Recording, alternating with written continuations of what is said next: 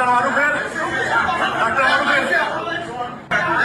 Doctor মারুফের doctor মারুফের শুধু মানে একজনের সাথে পূর্ব পরিচিত থাকলেই আসে না বুঝতে হবে।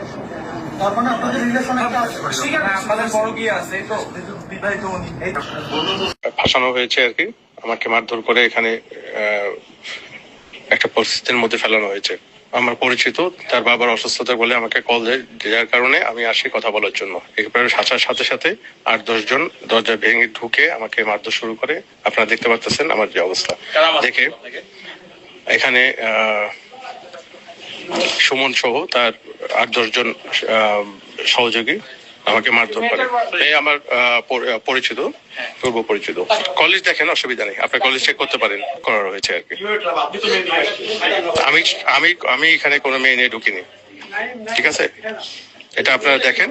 মেয়ে এখানে এসেছে, সে এখানে আসে মাঝে মধ্যে তার ফ্ল্যাটে। তার আগে যে ছিলেন যিনি, তার কাছ থেকে চাবি না করার পর থেকে তিনি এখানে অবস্থান করেন মাঝে মধ্যে। আমার সাথে তার পূর্ব পরিচিত হওয়ার কারণে তার বাবার অসুস্থতা নিয়ে কথা বলার জন্য আমাকে কল দেয়। আমি আসি। আমি আসার সাথে সাথে অনৈতিক কাজে লিপ্ত থাকার অভিযোগে ডক্টর অ্যাসোসিয়েশন অব বাংলাদেশ ড্যাবের এক নেতাকে আটক করেছে পুলিশ। আটক ব্যক্তির নাম ডাক্তার মারুফ।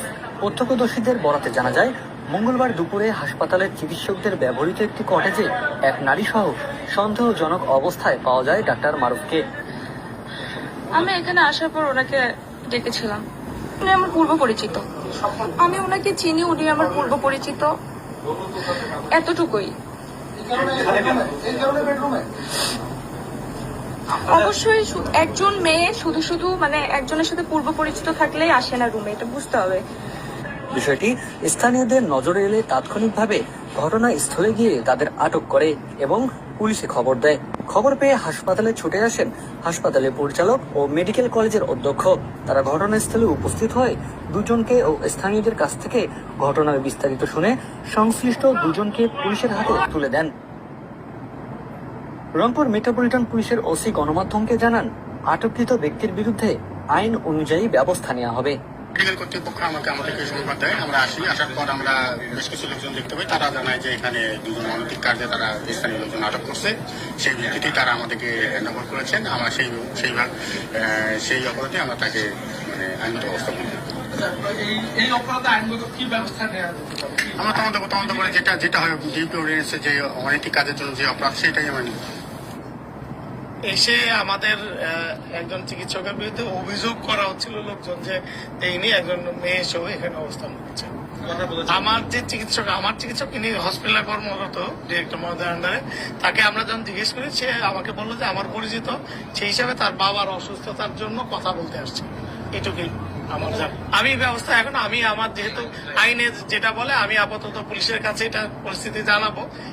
এখন আইন এবং পুলিশ আর আমাদের বিভাগীয় তদন্তের ব্যবস্থা সেটা পরবর্তীতে হবে, কিন্তু এটা তো উপস্থিত করা যাবে না। এখন ঘটনা ঘটেছে, আমরা আইনানুগ ব্যবস্থা নিতে যাচ্ছি। পুলিশ ওসি এসেছিলেন, উনি ঊর্ধ্বতন কর্তৃপক্ষের সাথে যোগাযোগ করেছেন যে এই সিস্টেমে কি ব্যবস্থা নেওয়া উচিত বা কি করা উচিত, সেই অনুযায়ী উনি ব্যবস্থা নিয়েছেন। আমরা পুলিশকে পুরো সহায়তা করেছি, উনি যেভাবে বলেছেন সেভাবে ব্যবস্থা হচ্ছে।